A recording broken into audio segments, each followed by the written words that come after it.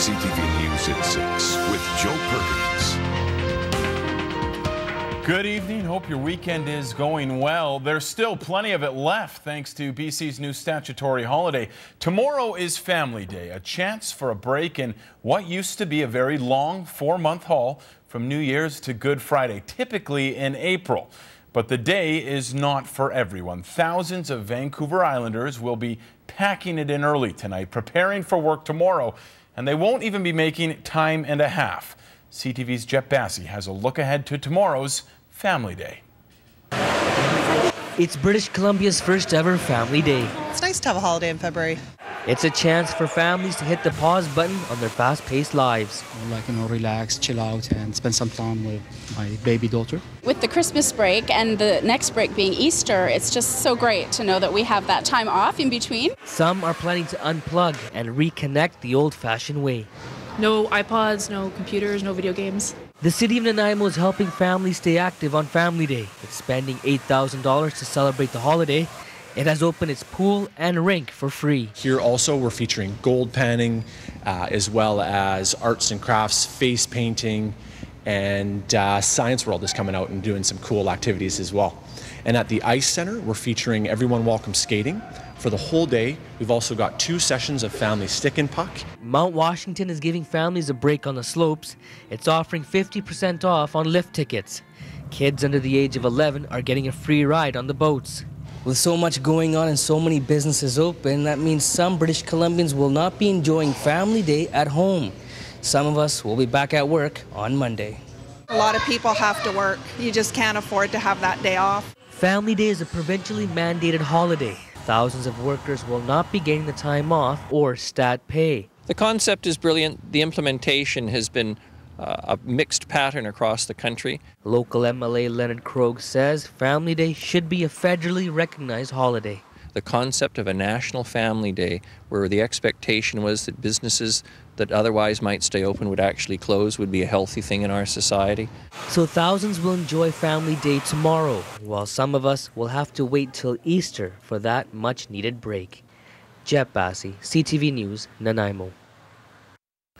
If you're looking for something fun to do tomorrow, there is no shortage of activities on the island. Ship Point in the Inner Harbor is shaping up to be the place to be, with performances all day starting at 11 with the La La La Dancers. The headliner, Trooper, the rock band Trooper. They'll be putting on a free show at 6 o'clock. There's also face painting and a scavenger hunt. Lots to do in Saanich as well, with activities at most of the community centers. If you haven't had a chance to check out the Lego event in Sydney, it opens at 10 a.m. and runs until 4 tomorrow. And you can lace up the skates, the ice skates, at several arenas on the island, including the Wanda Fuca Rec Center, from 1 tomorrow afternoon to 2:30. Well, today is the Chinese Lunar New Year, the first day of the Year of the Snake, and Victoria's Chinatown was the place to celebrate. The streets surrounding the Gates of Harmonious Interest were packed shoulder to shoulder for the annual Lion Dance.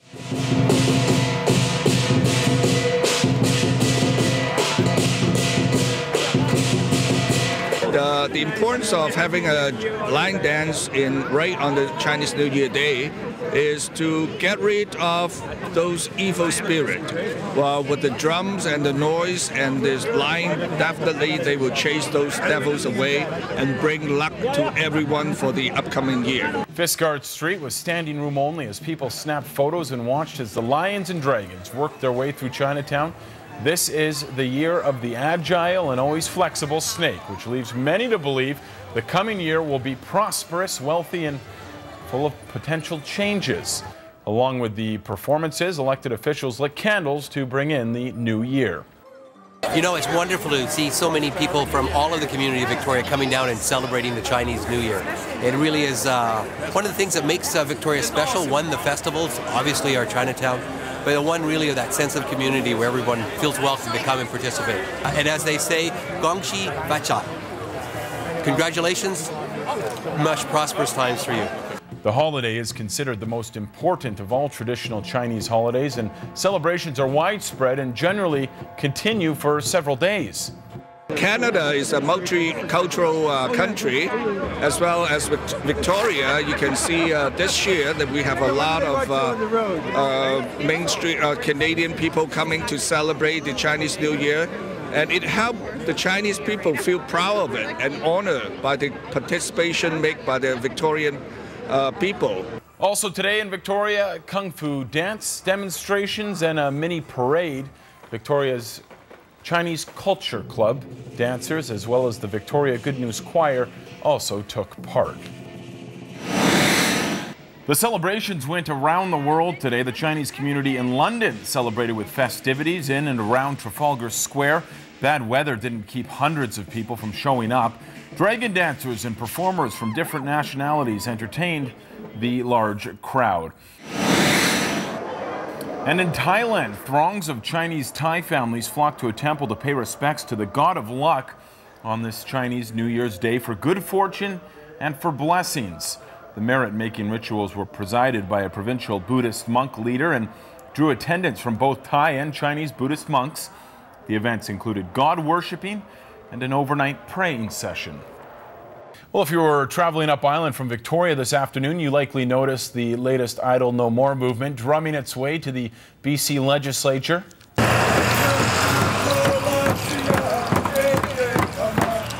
We just want equality, for our people and all people. We don't want, basically it's about our salmon, the fish farms, everything that has to do with the government. A group of about 50 Idle No More supporters have been working their way down the island. This morning they left the Goldstream area bound for the legislature lawn. The disruption to traffic was minimal. Police escorted the group down the Trans-Canada Highway. At some points, traffic was limited to one lane. Today's rally is the latest demonstration in a series of events across Canada as a response to the federal government's omnibus budget bills, which are seen to be gutting environmental protections and trampling treaty rights. We lost all our resources to the government. They got rich off of our resources. We want them back.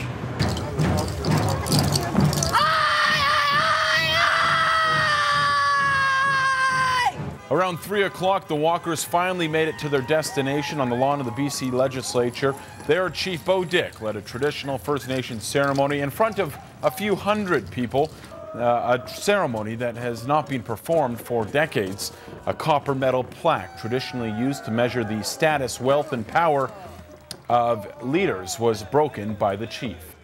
I'm very honored. I walked in from Goldstream with Bo and his group, and what a morning and afternoon it's been. I've made a lot of friends along the way, a lot of good discussions. Very moving and very honored to take part.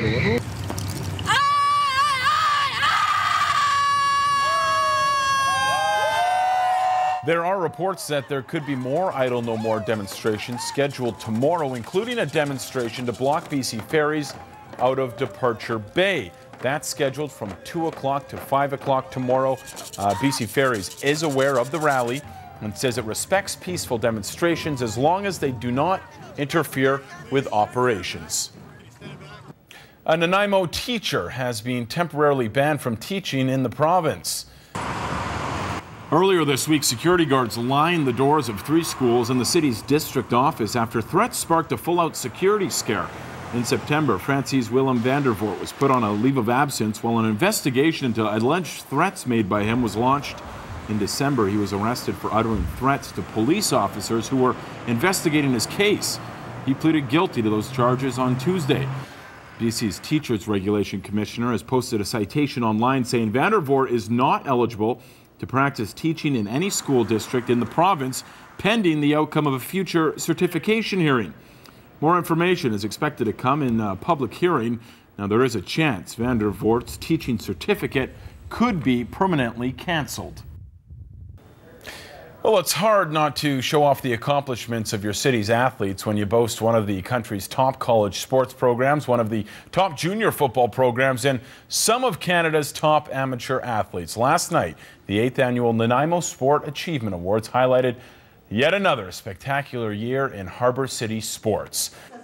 Myra Lawrence and Jordan Cunningham had the pleasure of presiding over the evening's festivities at the Coast Bastion Ballroom. Athletes were honored in 15 different categories. Myra will have the full rundown for you tomorrow night. We do have one sneak peek, though. In the running for the story of the year, the Nanaimo Tigers floor hockey team earned gold at the 2012 Winter Special Olympics in St. Albert, Alberta, beating Ontario 7-1 in the final. The Tigers' amazing season continued last night, being named Sports Story of the Year. I mean, it's just amazing to be the story of the year. The team, it brings so much to the whole team to put together for this amazing group of guys and us. And I mean, it's just amazing. And again, Myra and Jordan will have a full rundown of your winners tomorrow night for you at 5, 6:30, and 11.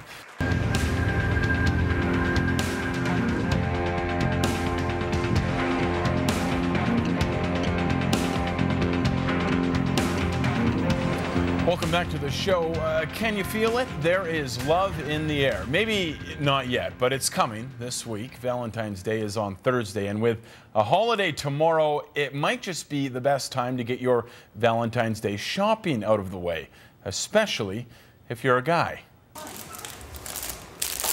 Yeah, they don't know really what their girlfriends might like or anything like that, but everything here is good, so I just suggest some little heart boxes for them. We have some really cute, like, velvet-shaped heart boxes. Rogers Chocolates is gearing up for a busy week. Already, people have been snatching up some tasty treats for their loved ones. Valentine's Day is a big holiday at Rogers. The chocolate makers say they try to cater to Valentine's Day shoppers with special holiday chocolates, including several varieties of chocolate-shaped hearts. But as we found out today, heartfelt plans are already in the works for Thursday, and not all of them involve tasty treats. We go to Boston Pizza and have a heart-shaped pizza, and then we buy those little hearts and we write things on them. What's your go-to purchase? Flowers. No chocolate? No, I'm a chocoholic, so I'd eat them all. Now, if you don't have plans, what about checking out a live version of The Dating Game? The Ross Place Retirement Residence is once again celebrating Valentine's Day with the Seniors Dating Game. The event runs from 2 to 4 p.m. and is open to single seniors. Visitors are welcome to attend as well. If you're struggling to find something for your loved one and don't think chocolates will make the cut, we tried to seek out a few tips to help you out. Do something is my biggest tip. It's the most important thing. Do something, no matter how small. The best things in life are free. Give her a hug. And maybe extra. And maybe some chocolate. And maybe chocolate. There you go. Maybe chocolate is the best idea. Rogers Chocolate says $10. That's all it takes. $10 to get something special.